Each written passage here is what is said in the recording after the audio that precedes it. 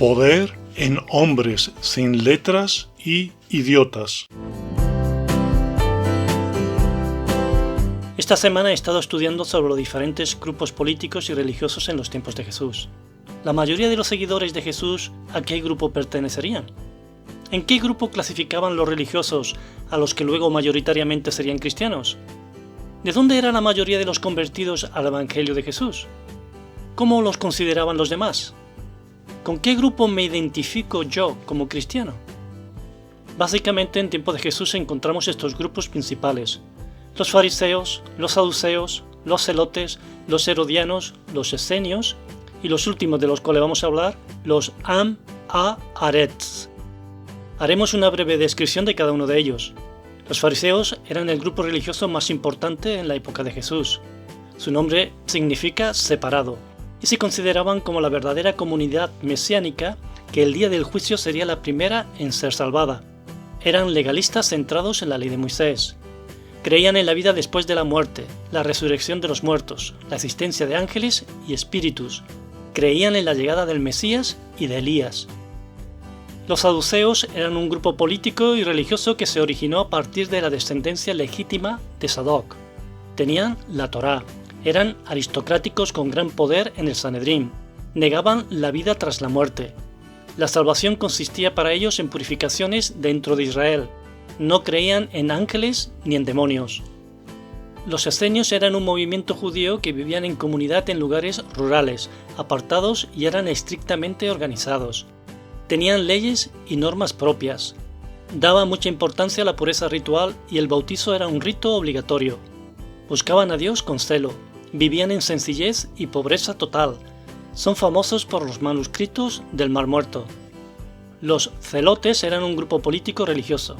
Creían que la única forma de librarse del yugo romano era mediante la lucha armada. Se oponían a la colaboración con los romanos y a la sumisión a ellos. Se consideraban los únicos verdaderos patriotas y creían que la lucha armada era la única forma de liberar a Israel. Los herodianos eran un grupo político que apoyaba la dinastía de Herodes. Creían que la única forma de mantener la paz y la estabilidad en Judea era mediante la colaboración con los romanos. Se oponían a la lucha armada y se oponían a la independencia de Judea. El último grupo del que vamos a hablar hoy son los Am-Ha-Aretz, o el pueblo de la tierra. Este nombre aparece bastantes veces en el Antiguo Testamento. Am, que significa pueblo, y Aretz, que significa tierra. Era el pueblo común y corriente que no pertenecía a ninguno de los grupos anteriores. Eran considerados como ignorantes de la ley y de las tradiciones religiosas. Eran judíos sin educación. No participaban de la vida política de la comunidad. Algunos autores dicen que de manera sencilla cumplían con las festividades judías.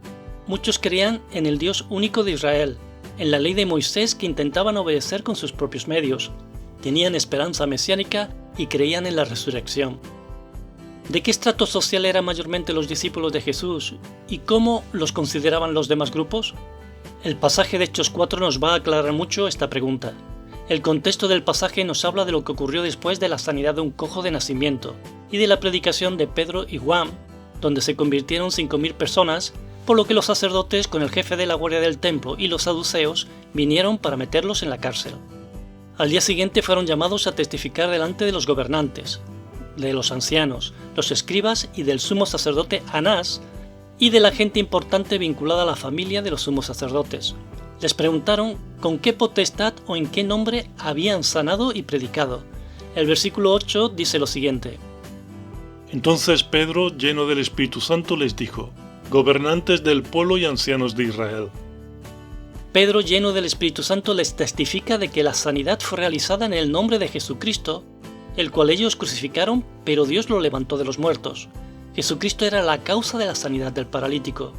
Vamos a leer los versículos siguientes a estos hechos porque un hombre simple, sencillo, sin estudio, les dijo la verdad más extraordinaria e importante que alguien podría escuchar. Pedro les dijo: Este Jesús es la piedra reprobada por vosotros los edificadores, la cual ha venido a ser cabeza del ángulo. Y en ningún otro hay salvación porque no hay otro nombre bajo el cielo dado a los hombres en que podamos ser salvos. Entonces, viendo el denuedo de Pedro y de Juan y sabiendo que eran hombres sin letras y del vulgo, se maravillaban y le reconocían que habían estado con Jesús. Nos dice el último versículo leído que tanto el sumo sacerdote como los ancianos, los escribas y la gente importante se maravillaban y estaban extraordinariamente sorprendidos porque les conocían. Nos dice el pasaje que ellos sabían quiénes eran y les dan dos calificativos: agramatos y idiotes. Sin gramática, sin letras. Y idiotas, que era una palabra griega para definir a alguien que formaba parte de la mayoría ignorante, inculto, sin habilidad profesional, que no interviene en las cosas políticas. Hoy día el diccionario de la Real Academia Española lo define como tonto o corto de entendimiento. Lo tremendamente extraordinario es que Dios se reveló a ellos, les llenó del Espíritu Santo, les dio poder para sanar y poder para ser embajadores de Cristo. Dios escogió en este momento a hombres considerados como incultos y idiotas para avergonzar a los que se consideraban fuertes. El Nuevo Testamento nos muestra que Dios hizo cosas extraordinarias y poderosas a través de estos hombres sin letras y llamados idiotas. Cosas maravillosas. Llegaron a impactar el mundo entero, a cambiar las sociedades, a cambiar la manera en que se veían las cosas.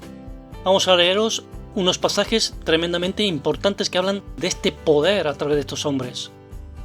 Pero no hallándolos, trajeron a Jasón y algunos hermanos ante las autoridades de la ciudad, gritando: estos que trastornan el mundo entero también han venido acá, a los cuales Jasón ha recibido, y todos estos contravienen los decretos de César diciendo que hay otro rey, Jesús. La mayor revelación que la humanidad haya tenido jamás fue dado por Dios a gente que según el mundo eran sin letras e idiotas. Ellos fueron llamados para trastornar el mundo entero, así lo reconocieron. No hay mayor honor y privilegio que formar parte de este grupo de personas que han conocido a Jesús como Señor y Salvador de sus vidas. Este es el conocimiento mayor que existe porque te lleva a la vida eterna. No hay mayor privilegio que hablar de Jesús, el único que es Rey de Reyes, Señor y Señores.